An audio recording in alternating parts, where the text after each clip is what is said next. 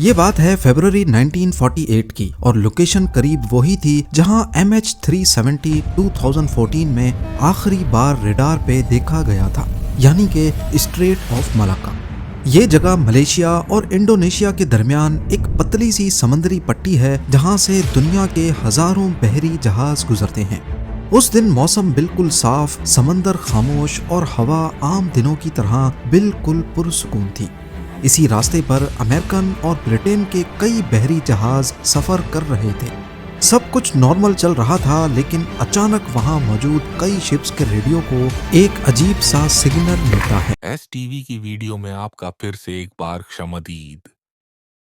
नाज़रीन, ये मिलने वाला अजीब सिग्नल मोर्स कोड फॉर्मेट में था। मोर्स कोड कम्युनिकेशन का एक ओल्ड स्कूल तरीका जरूर है, लेकिन ये आवाज वाले मैसेजेस से कहीं ज्यादा रिलायबल होता था। नॉर्मली रेडियो पर अगर आवाज ट्रांसमिट की जाए तो वो डिपेंड करती है डिस्टेंस, एटमॉस्फेयर में मौजूद रुकावटें जैसा कि फॉग, डस्ट और ह्यूमिडिटी और लाइन ऑफ साइट पे। और जब रुकावटें होती हैं तो ऑडियो मैसेज पूरी तरह से रिसीवर तक नहीं पहुंच पाता, या तो वो फेड हो जाता है या रिसीवर एंड पे काफी डिस्टॉर्शन के साथ पहुंचता है। इसके बरक्स मोर्स कोड डॉट्स और डैशेस का एक कॉम्बिनेशन होता है जिसको रिसीवर एंड पे डीकोड करके इंग्लिश का पूरा सेंटेंस बनाया जा सकता है। इस मैसेज का सबसे बड़ा फायदा होता है कि इसको हजारों किलोमीटर दूर तक एटमॉस्फेयर की रुकावटों के बावजूद भी भेजा जा सकता है। उस दिन मलाक्का स्ट्रेट पे शिप्स को जो मोर्स कोड मिला था उसकी शुरुआत कुछ इस तरह की थी। 3 डॉट्स, 3 डैशेस और फिर दोबारा 3 डॉट्स, और यही पैटर्न 2 मर्तबा रिपीट हुआ और आगे डॉट्स और डैशेस का एक लंबा सिलसिला लिखा था। मोर्स कोड से इसको डिकोड किया जाए तो शुरुआती हिस्से का मतलब है SOS SOS। पूरे मैसेज की ट्रांसलेशन कुछ ऐसी बनती है: SOS SOS steam ship SS Ourang Medan की तरफ से दरखास्त है कि शॉर्ट वेव वायरलेस वाले जहाज डॉक्टर से रब्ता करें फौरन। ये था रिसीव होने वाला पहला मैसेज। उसके बाद बगैर किसी इंतजार के दूसरा मैसेज आता है और उसकी ट्रांसलेशन कुछ ऐसी थी: गालिबन सेकंड ऑफिसर मर चुका है, क्रू के दूसरे अफराद भी मर गए हैं, मेडिकल मशवरा ना दें, SOS जंगी जहाज से फौरी मदद की दरखास्त है। इस दूसरे मैसेज के बाद ओरंग मेडन ने अपनी पोजीशन भेजी और फिर आखिरी मैसेज भेजा जो शायद इनकम्प्लीट था। आखिरी मैसेज में सिर्फ था आई डाई और मैसेज खत्म। इस आखिरी मैसेज के बाद एक लंबा सन्नाटा छा गया। दूसरे जहाजों के रेडियो ऑपरेटर्स ने फौरन वापस से जवाब दिया, लेकिन आगे से कोई जवाब नहीं आया। अगले कई मिनटों तक ये खामोशी बरकरार रही और जिन जिन शिप्स को भी ये मैसेज मिला था उनको क्लियर हो गया कि SS ओरंग मेडन नामी इस शिप के साथ कुछ भयानक हुआ है।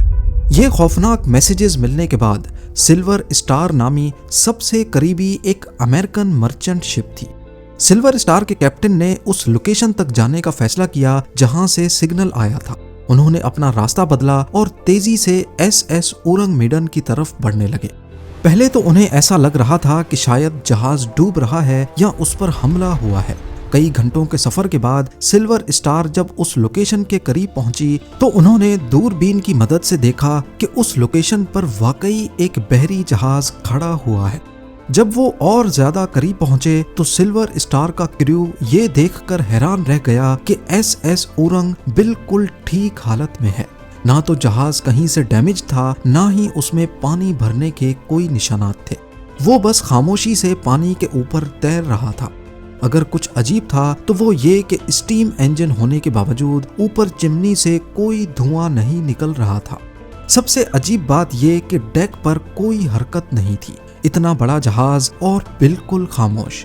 सिल्वर स्टार के कैप्टन को कुछ समझ नहीं आया। उन्होंने लाउड स्पीकर पर कई कॉल्स दी, हॉर्न बजाए, लेकिन वहां समंदरी लहरों के सिवा कोई आवाज नहीं थी। आखिरकार सिल्वर स्टार के कैप्टन ने फैसला किया कि वो अपनी एक टीम को उस जहाज पर भेजेंगे ताकि इस राज से पर्दा उठाया जा सके। जब एक rescue team SS Ourang Medan पर चढ़ी तो अंदर का माहौल काफी ठंडा हो रहा था और बिल्कुल खामोशी छाई हुई थी। इतने में उनकी नजर पहली लाश पर पड़ी। ये कोई आम लाश नहीं थी, बल्कि उस आदमी का चेहरा खौफ से बिगड़ा हुआ था। उसकी आंखें और मुंह पूरे खुले हुए थे। ऐसा मालूम हो रहा था जैसे मरते वक्त इसने इंतहाई खौफनाक मंजर देखा हो। उसकी बॉडी अकड़ी हुई थी और हाथ आगे की तरफ फैले हुए थे, जैसे वो किसी चीज को रोकने की कोशिश कर रहा हो। रेस्क्यू टीम आगे बढ़ी तो उन्हें और भी लाशें मिली। डेक पर हर तरफ बॉडीज बिखरी हुई थी। कैप्टन अपनी जगह पर ही मरा हुआ था, बाकी ऑफिसर्स ब्रिज पर मरे हुए थे, यहाँ तक के शिप का कुत्ता भी मरा हुआ मिला।